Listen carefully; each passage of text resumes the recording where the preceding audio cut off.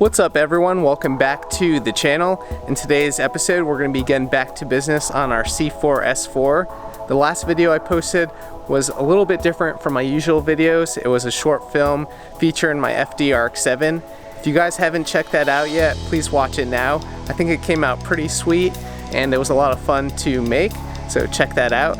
In today's episode we're going to get started by finalizing our circuit for our fuse block that we're installing. So we're going to finalize all of that, we're going to install all of the relays and fuses, LEDs, all that fun stuff, and then we're going to jump back into the car and hook up our battery disconnect switch and just revise some of the wiring so that will all work. So let's get started.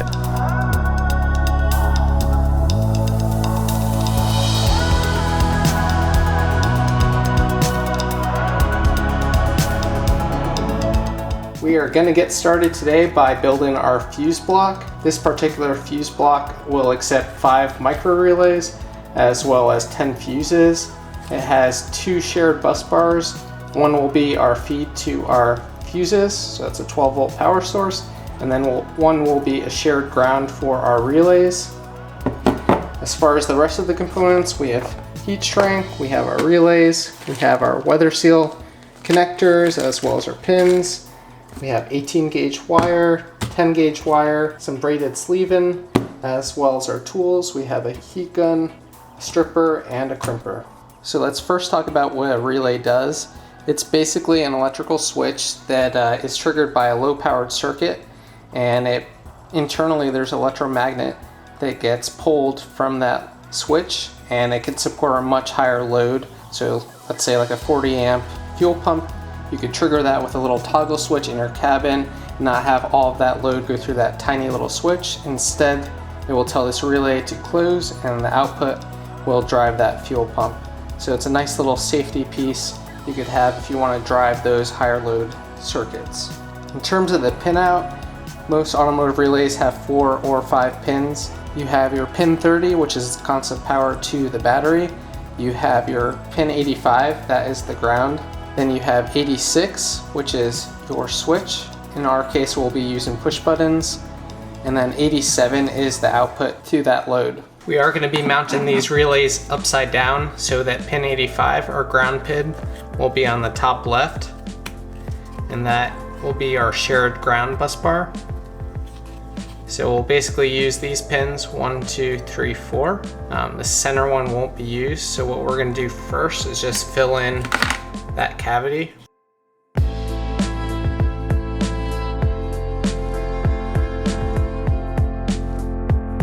We're going to get started by inserting our switch terminals, and that is represented by every other cavity on this column right here. That is pin 86 of our relay.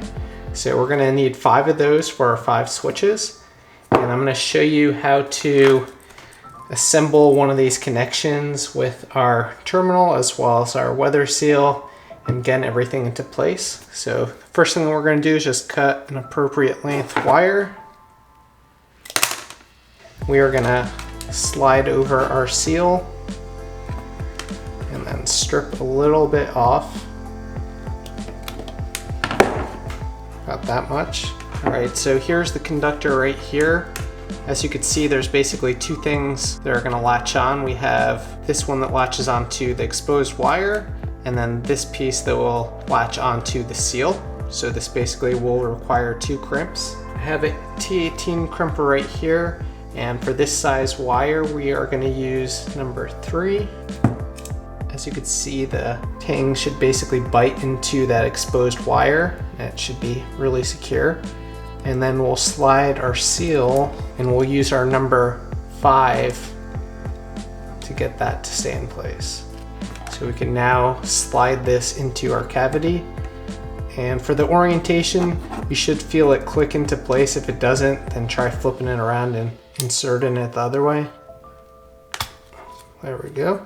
And as you can see, we have our new pin secured in place.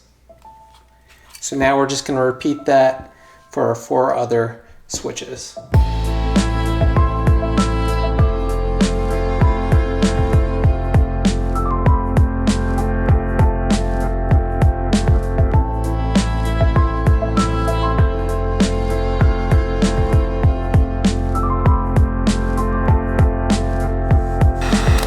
Okay, up next we're gonna set up our fuse connections to pin 30 of our relays. So we'll have our fuses right here, and the output of the fuse will be every other cavity, and we'll make a wire that goes from here to the pin 30 of our relays, which is this column.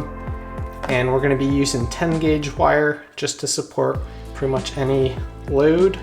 And for our 10 gauge wire, we are gonna use the T11B crimper for our conductors, and we're going to use our number 5 on our T18 crimper for the weather seals.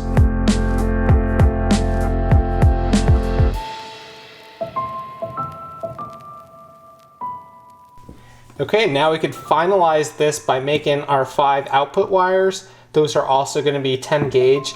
I don't know the length of each independent circuit, so I'm just going to kind of cut them all the same length, and I'll make my connections later on.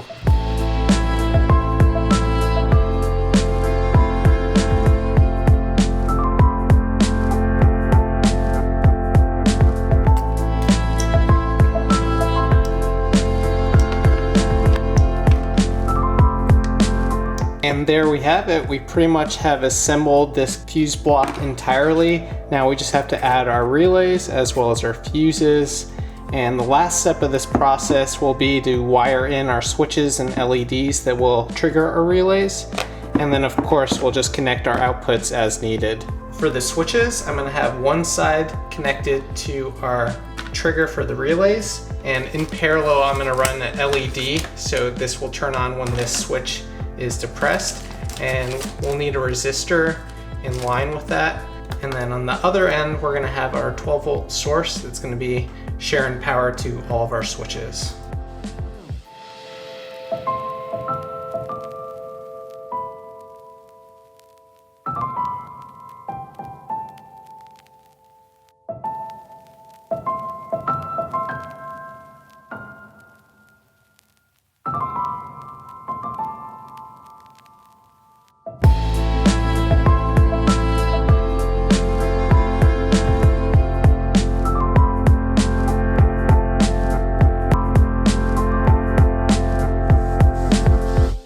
Now that we're done building our circuit, we could actually start wiring it inside the car and get everything sorted out.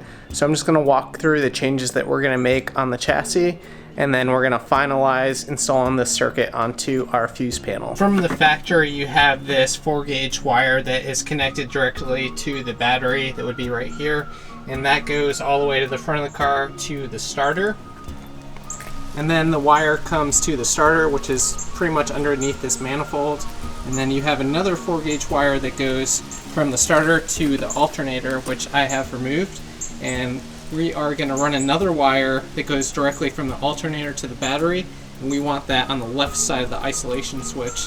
That way, once we cut the power, the alternator is always going to have a connection to the battery, so the battery will absorb any of that kickback voltage, and we won't damage any sensitive electronics or anything like that.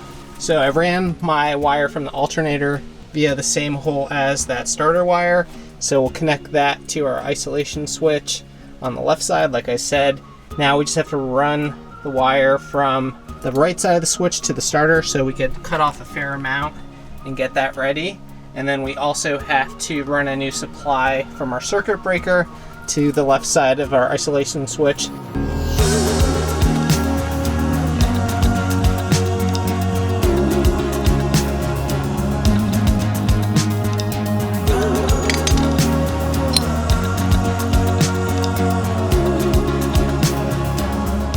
And just like that, all of our wires are run. I'm just gonna go through them real quick. We have our alternator, a nice ground that I ran next to the battery, our main circuit power, our starter, and then our source power from the battery. So now we're just gonna wrap up our panel and then install it.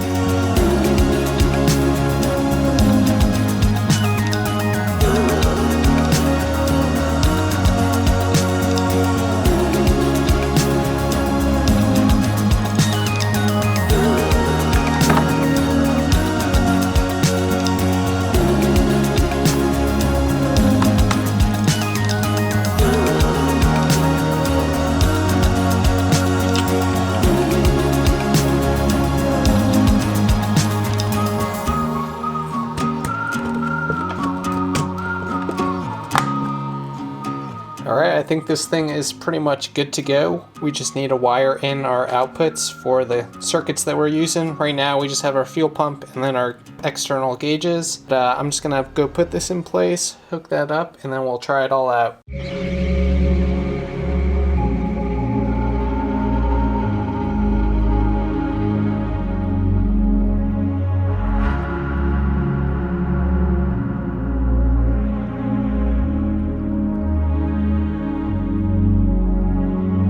Everything is hooked up. This is the moment of truth. We could do a soft test by just trying out our fuel pump and we should hear that turn on. It is a Bosch 044, so it's quite loud. So let's just try it out. Sweet. Then we have our gauges working. So let's give it fuel and just try to start it up.